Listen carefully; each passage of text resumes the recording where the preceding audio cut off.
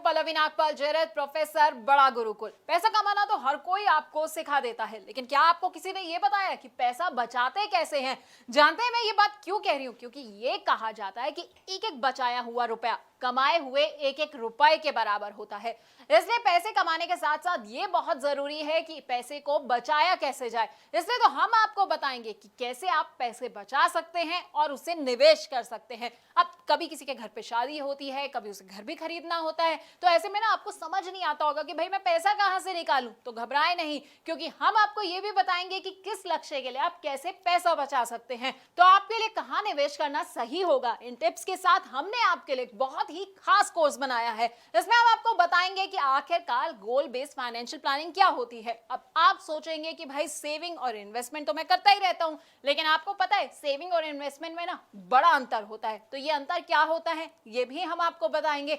Portfolio management क्या होता है और कैसे आप गोल बेस्ड अपना पोर्टफोलियो बना सकते हैं, ये हम आपको समझाने वाले हैं। अब कई तरह के ना सिनेरियोज होते हैं, जैसे कि लोग क्या करते हैं, थोड़ा थोड़ा पैसा जो है वो हर महीने की सैलरी से निकालते हैं और उसे निवेश कर देते हैं। तो कई लोग क्या करते हैं कि बोनस मिला और सारा का सारा पैसा निवेश कर दिया। तो कौन सा सिनेरियो किसके लिए सही रहता है ये हम आपको बताएंगे। अपने कोर्स में हम आपको म्यूचुअल फंड्स के बारे में भी बताएंगे। और अगर आपके कुछ शॉर्ट टर्म गोल्स हैं, जैसे कि आप सोच रहे हैं कि भाई 6 महीने के बाद जो है ना मैं एक स्कूटर खरीद लेता हूं, या मैं सोच रहा हूं कि 6 महीने के बाद जो है बच्चों को घुमाने ले जाऊं, तो ऐसे गोल्स के लिए पैसा कैसे आपको इकट्ठा करना है ये हम आपको बताएंगे। अब कई आपके गोल्स ऐसे होंगे जो मीडियम टर्म होंगे, यानी कि आप सोच रहे होंगे कि भाई एक फॉरेन में अच्छी सी वेकेशन प्लान कर ली जाए, या फिर मेरे बच्चे की पढ़ाई जो है ना अब खत्म होने वाली है, अब उसकी हायर एजुकेशन की बारी आने वाली है, तो भाई मुझे उसके लिए पैसा कैसे इकट्ठा करना है, तो वो हम आपको बताएंगे। कौन कौन से म्यूचुअल फंड्स जो आप ऐसे में चुन सकते हैं, हाइब्रिड फंड्स ले सकते हैं, बैलेंस एडवांटेज फंड ले सकते हैं।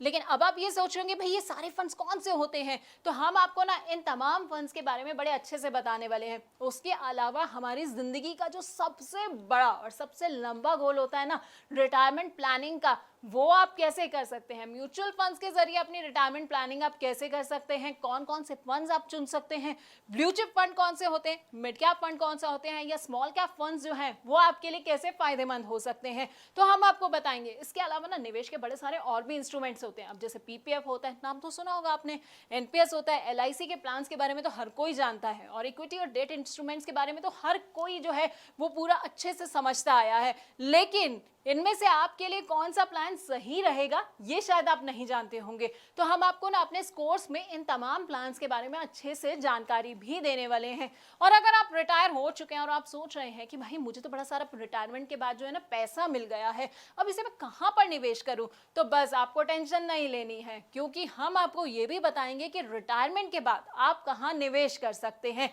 यानी कि इन 12 वीडियोस में हम आपको आपकी फाइनेंशियल प्लानिंग के बारे में सब कुछ बताने वाले हैं। तो अगर आप अपनी जिंदगी ना सुकून से जीना चाहते हैं, रिटायरमेंट के लिए परफेक्ट प्लानिंग करना चाहते हैं, तो बस आपको क्या करना है, आपको हमारा ये कोर्स देखना होगा।